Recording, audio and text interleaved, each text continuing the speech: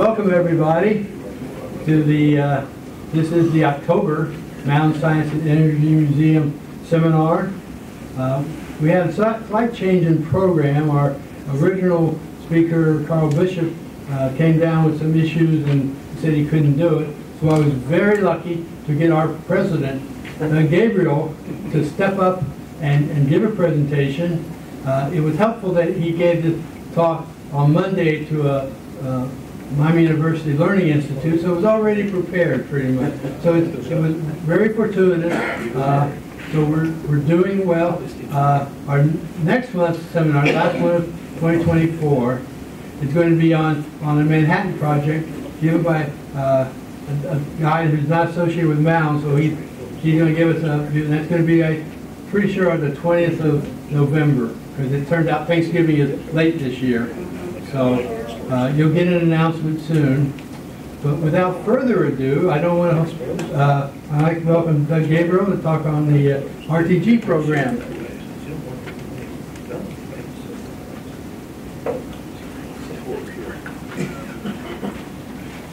Thank you, Bob. We'll walk through the start of the work with the Dayton project. We'll go through the invention and the inventors. We'll talk about the flight missions, the space exploration that was done, and then the transition with the program away from Mound to Idaho, and we'll see if there's any questions that one of us may be able to answer here. So, Doctors Charles Allen Thomas and Carol Hockwalt had a laboratory on Nicholas Road that was the Thomas and Hockwalt laboratory that Monsanto eventually purchased in 1936. They had established quite a reputation, and with the Manhattan Project starting, General Leslie Groves summoned Dr. Thomas to Washington to talk about taking part in the Manhattan Project. He was actually initially requested to be a co-director at Los Alamos. He did not want to move to Los Alamos, but he accepted the assignment of extracting and producing the polonium-210 that was needed for the initiators for the atomic bombs.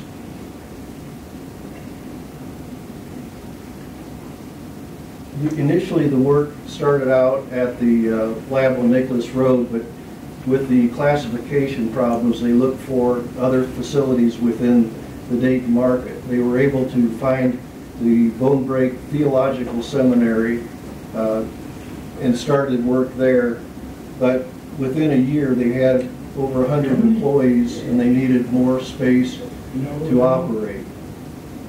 Dr. Thomas was married to Talbot, and they were a wealthy family living in Oakwood and had a facility known as the Runnymede Playhouse that was constructed in '27 and was a social and recreational area that was very well known in the area. Dr. Thomas convinced her to move that work there, and it was quite an interesting situation because the people in Oakwood were seeing security fences put up, security guards, and then truckload after truckload of lead ore that was used to produce the polonium-210. While that work was going on, a spy was working within the system. He was a health physicist, and initially he was an American citizen. He was born in Missouri, went to college, and microphone on. Maybe you got a little closer. Yeah, there you go. There you go. Swallow the mic. He went to college, and after that, he went into the military. Following his time in the military, went to Oak Ridge as a health physicist. In that role, he had security clearances, which allowed him to get into many areas. So he came eventually to Mound and worked at the Bone Break Theological Seminary and eventually at Runnymede. We didn't know about him as a spy until 2007 when Vladimir Putin posthumously gave him a Hero of the Russian Federation award. So here's a picture of the folks working on the project, and it shows Koval and Dr. Thomas. So in '46, at the end of the war, the Atomic Energy Commission decided there was a need for a permanent facility to do this work. So they looked around and found a site in Miamisburg to build what became the Mound site. That building took only 2 years, which you can imagine in this day and age how long it would take to accomplish that.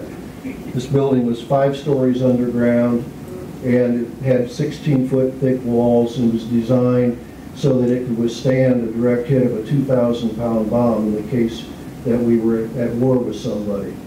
And it was designed so that we could operate for approximately a month with all the critical production operations being housed in that facility.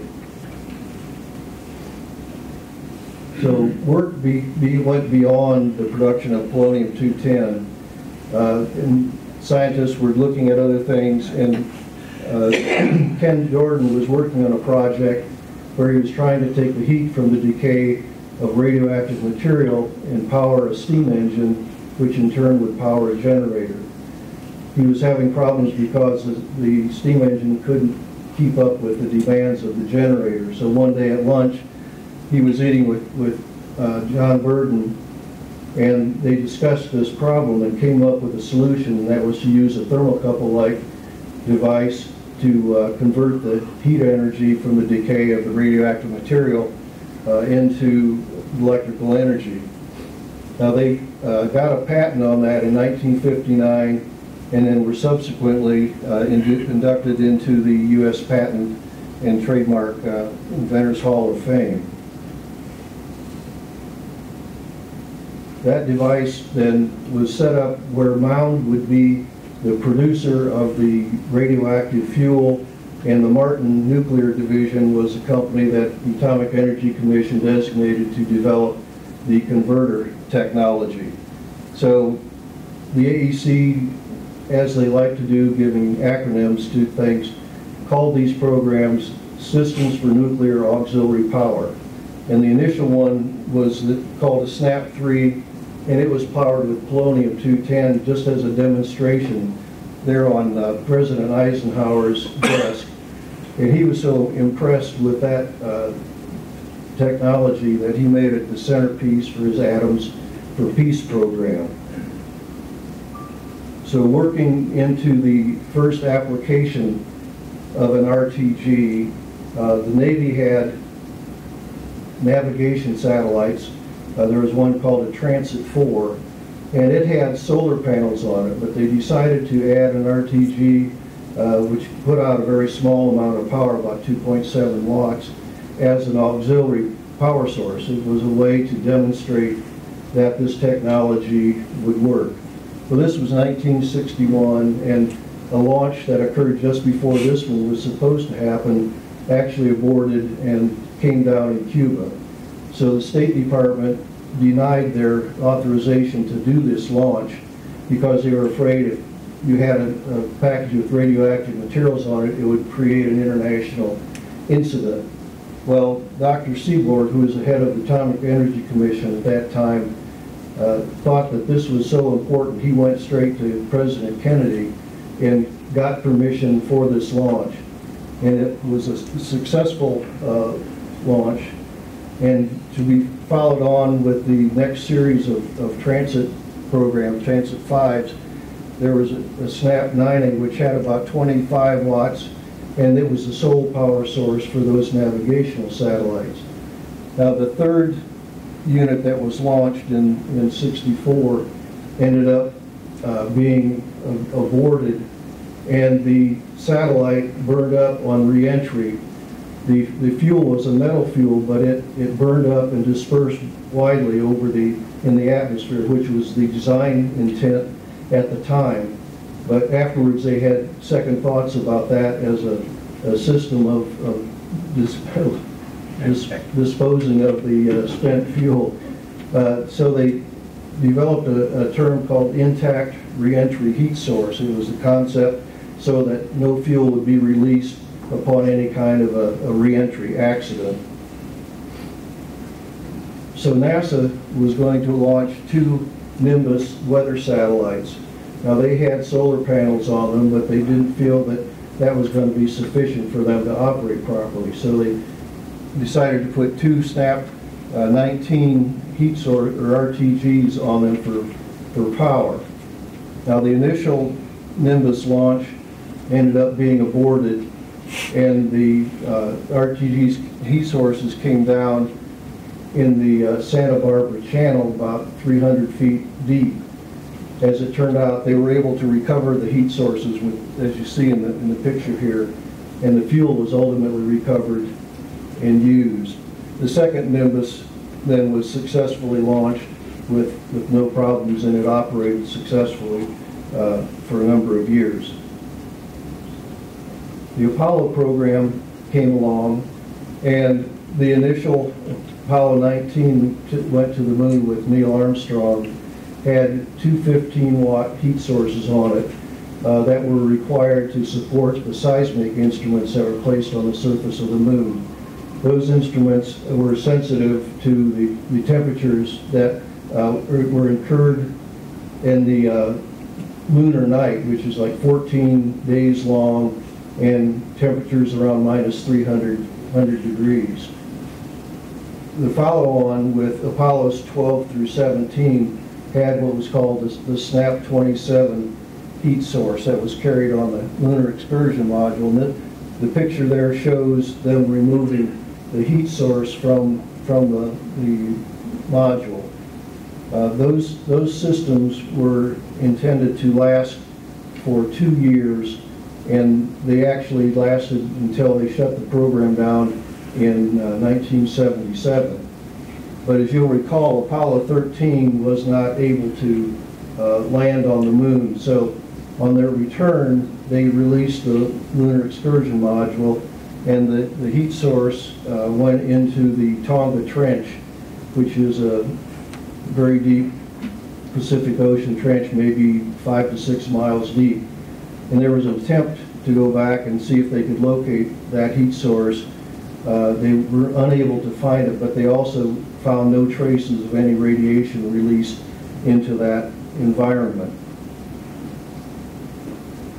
Here's a picture of the 15-watt heaters on one of the seismic packages on the surface of the moon, and a cutaway drawing of the actual RTG that has the SNAP 27 heat source in it.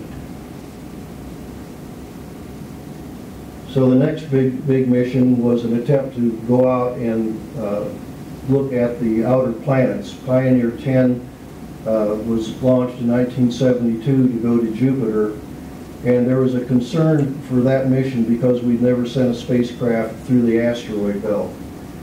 It turned out that that was easily accomplished with no problems at all.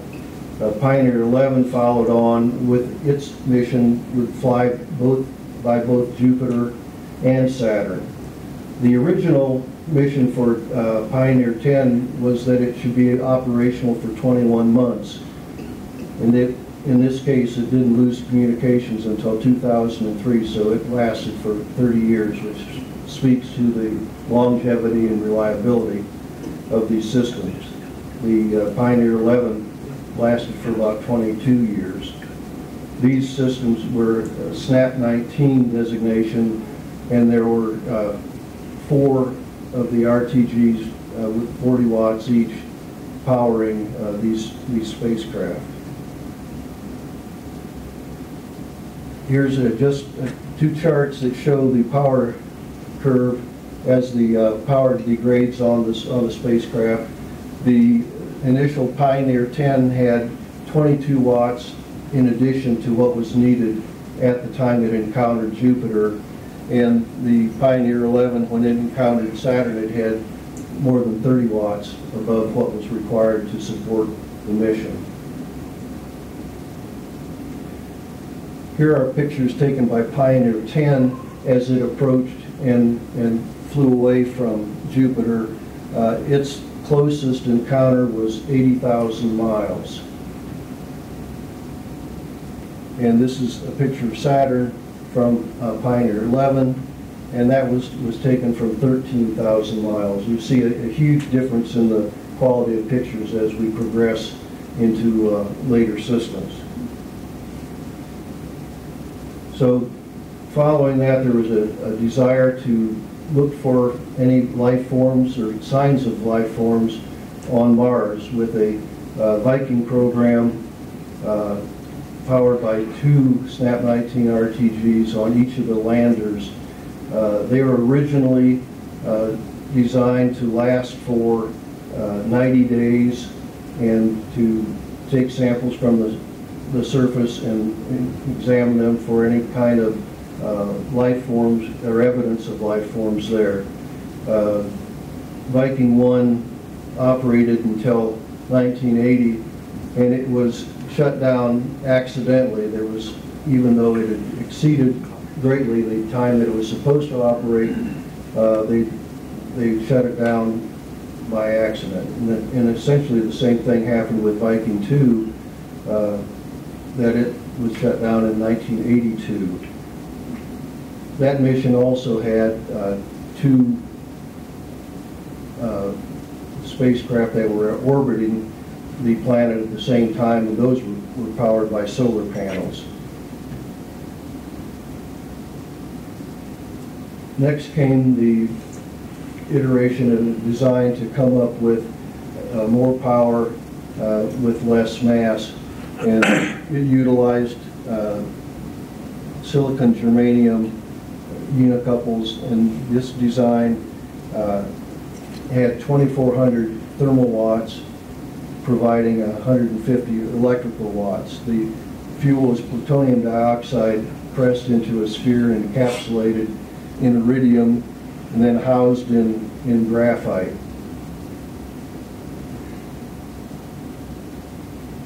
This is a drawing of what the unicouples look like made out of silicon germanium. The silicon germanium allowed the system to operate at as much as 1,300 degrees Kelvin and with a cold side of 700 degrees less. So that was a much better system for providing power than the older systems, which were lead telluride based. They had a maximum temperature of 900 degrees and only a 300 degree delta temperature drop.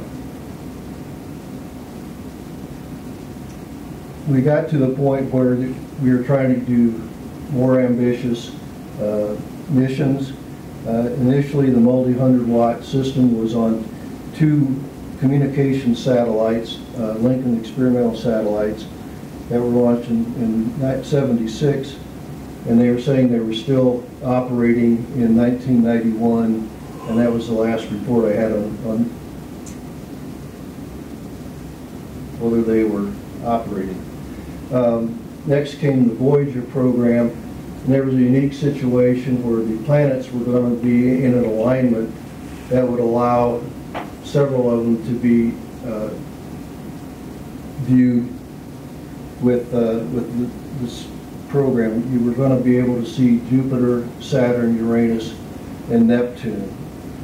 Voyager 1, launched in '77, is the farthest man-made object from Earth at this time.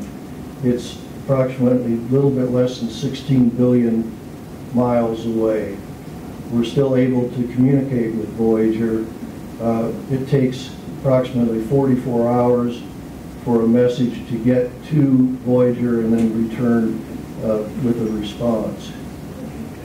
They say that the system will probably cease to be able to communicate with in 2025.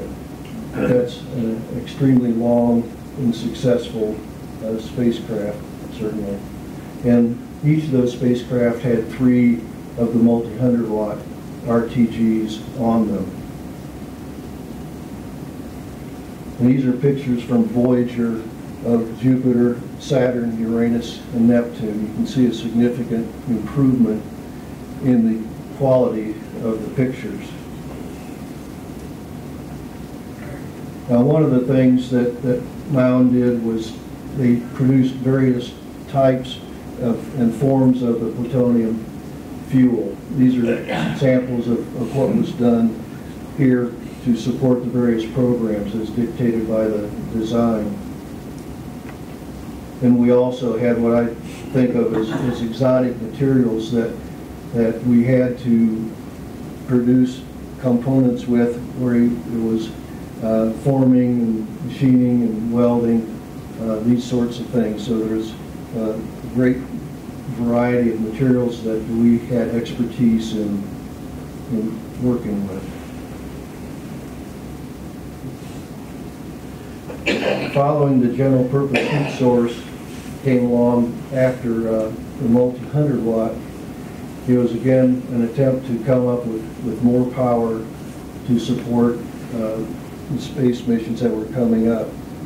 The plutonium dioxide was pressed into a pellet that had about 62.5 watts. That was encapsulated in iridium and then housed in multiple layers of graphite. The picture in the block on the right shows an aeroshell module as it's being shown from an opening of a storage container that it was in.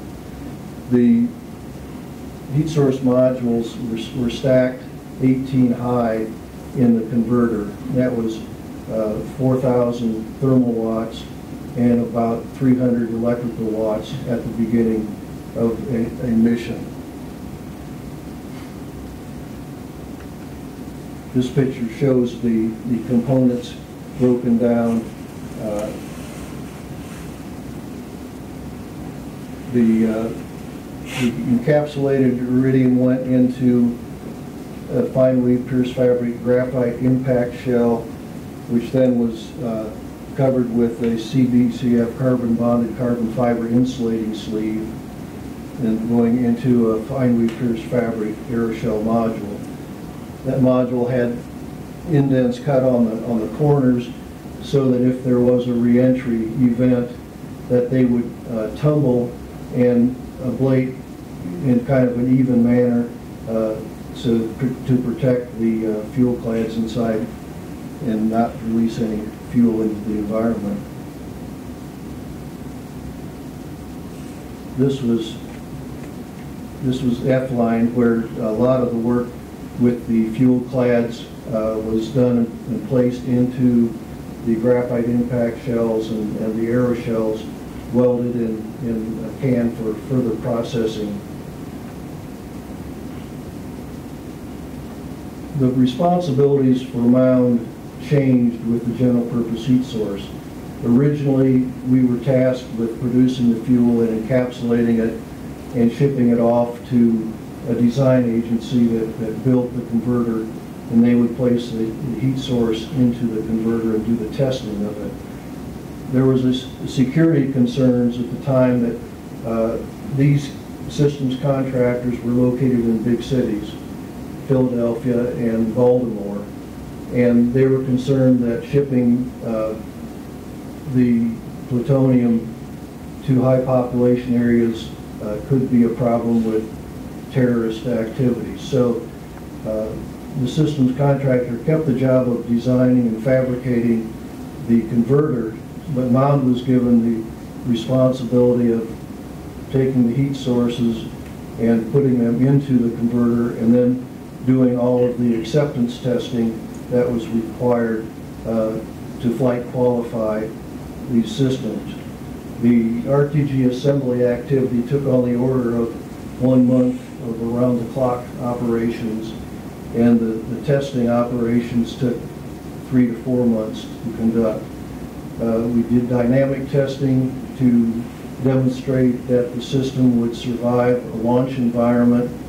The thermal vacuum test would show that the system performed in a space environment in the way it was supposed to. Mass properties went along with the idea of identifying the center of mass and so forth, so when they mounted it on the spacecraft that it would have the reaction as was designed. Magnetics was an issue that you wanted to make sure you didn't have a magnetic field created by the RTG that would affect the scientific instruments on the spacecraft. Then we had radiation measurement, and inert processing was a storage process in which the RTGs were kept in an inert environment so that there was no degradation of the performance, that if there was any oxygen infiltration into the system. And originally, the first program, well, let me just step back. This is a picture of the IAC, the Inert Atmosphere Assembly Chamber, in which the RTG was fueled. In that operation that took about a month to do. Here shows the converter in the opening to the IAC. There's a vibration table that simulated the launch environment. The thermal vacuum chamber, and the mass properties, and then magnetics. One of the other responsibilities that we had was to put the RTG in its shipping container here, and then support the transport of the system down to Kennedy Space Center. So the first mission supported was Galileo, a mission to Jupiter. It was launched in 1989. It was originally supposed to have launched in 1986, but the Challenger disaster forced a 3-year delay while they determined the cause of the accident and instituted any corrective actions. Galileo studied Jupiter and its moons, its primary moons of Io, Europa, Ganymede, and Callisto. That spacecraft had 2 of the GPHS RTGs on it, and it was terminated in 2003. Pictures from Galileo showed Jupiter and the 4 moons, Io on top, Europa, Callisto, and Ganymede. Now, one of the unusual events that took place in that mission was that Comet Shoemaker-Levy 9 impacted the surface of Jupiter. The picture on the right shows that event occurring. The second mission that was supported by the GPHS system was the Ulysses mission. It was a joint mission with the European Space Agency to study the atmosphere around the sun over the poles, which was an unusual approach. And in order to accomplish that, they had to fly the spacecraft out to Jupiter, use the gravitational attraction of Jupiter to pull it into an orbit perpendicular to the plane of the planet so it could fly over the poles of the sun. That mission lasted 18 years and ended in 2009, and it was powered by 1 of the GPHS RTGs. Finally, the Cassini mission was one in which 3 of the RTGs were used to power it. It was the largest spacecraft that we've launched. Instead of being launched on the shuttle, it was launched on a Titan Centaur rocket and went out to study Saturn, its rings, and primarily the major moon Titan. Titan is interesting, we found, because it has rivers and streams and oceans of methane and ethane with a very nitrogen-rich atmosphere there. And there's some thought that there may be some different kind of a life form on Titan. There's also a mission, or here's pictures of Saturn and Titan. The second moon of Saturn that's of particular interest is Enceladus, and here's a picture of that. It has water vapor geysers that come from it. It has a icy water crust and liquid water beneath, with also methane there. So they're thinking that this has all of the elements of possible life. So that's another potential future mission that that they'll be looking at to study Enceladus. And just recently, last week I think it was, they launched a spacecraft to go back out to Jupiter and look at Europa again for more evidence of life. Only that system is powered with solar panels and not an RTG. I think this was the moon around Pluto, if I remember correctly. I actually got a different version of the presentation that I gave the other day, so I'm kind of winging it somewhat here. Here's a graph that shows the power degradation of the various systems, showing how consistent they are and the reliability that comes with it. One of the other types of heat sources that Mound made were these little 1-watt heaters that were required by several of the spacecraft in order to maintain operating temperatures for the various instruments. These heat sources were made out of platinum rhodium, and they were, like I say, one watt, housed in multiple layers of graphite pyrolytic insulating sleeves, and then fine weave pierced fabric for the aeroshells. Pioneer programs used 50 of them. Voyager had 60. The two rovers that were powered by solar panels on Mars each had 3, and then Galileo and Cassini had 120 and 117 respectively. So these are the missions that Mound supported in space flight, and DOE decided to shut the program down at Mound after we had done a pretty good sales pitch to keep the program here. When they initially announced that they were going to close Mound, we managed to get DOE to agree to leave the program here, but then when 9/11 occurred, that program decision was reversed, and they decided to send the work to Idaho National Lab. So there was a spare GPHS RTG that was built. That was defueled, and all the materials were sent to Idaho, as well as all the tooling and equipment that we had to support the program. So Idaho set up and qualified their processes and assembled the RTG for the New Horizons mission to Pluto. That was launched in 2006, and it was a successful mission. It flew by Pluto, and pictures here of Pluto, and on towards the Kuiper Belt at this time. Follow-on mission required a different type of RTG. This was for use on the surface of Mars, and it was the evolution of the earlier RTGs using lead telluride thermoelectrics with the modular design of the heat source used to support the RTG activities there.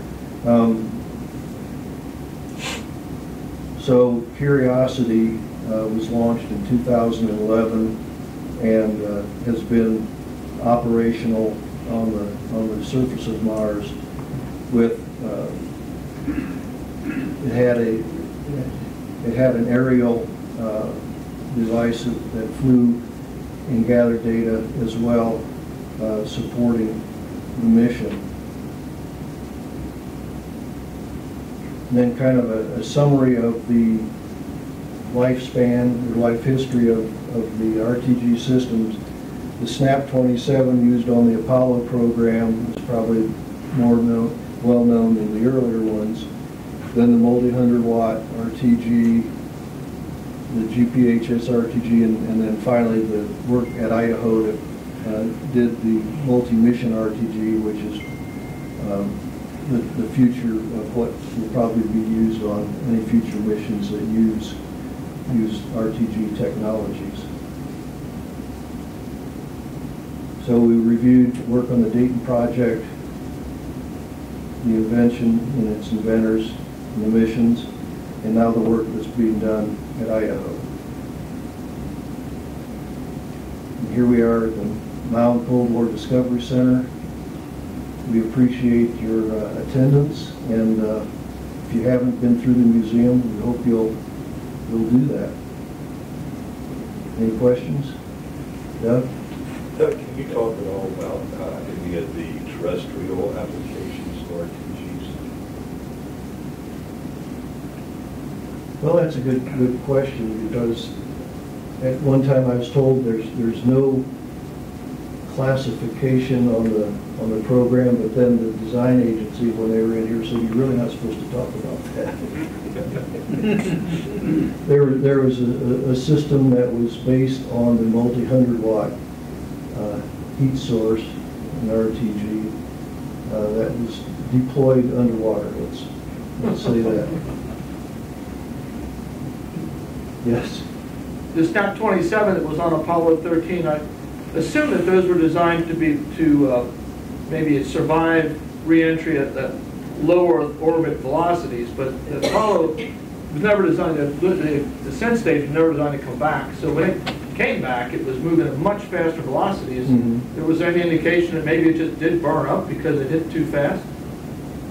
Not that there was anything that I could find to indicate that, but what I was able to read was that the LEM burned up going into the ocean, and that it was expected to be in the Tonga Trench, and no traces of it were seen. I guess I would have expected maybe some trace of radioactive material if it had totally burned up going in. Probably spread out pretty wide. The solution to pollution is dilution. I've heard that before. Yeah. Can you comment on other fuel forms that might be used in the future RTG? I'm aware that I think the British are working on americium as a fuel for RTGs. That's about all I know about it. Warren? Well, you two children may be interested in this statistics. I want to take you back to SNAP 9A. 9A, you know, burn up. And at the time, I was in communications quite frequently with Dr. John Harley, director of the U.S. Atomic Energy Health and Safety Lab in New York. Now, this is what he told me. He said that, now, they were in charge of global inventory of stuff on the ground. So air and soil. He said that the SNAP 9A doubled the inventory of 238 on the ground. Whatever that percentage was really a small percentage of the 239, which is, of course, from global testing. But anyhow, the 9A was able to have enough activity to double the inventory of 238 on the ground. Okay, let's thank Doug.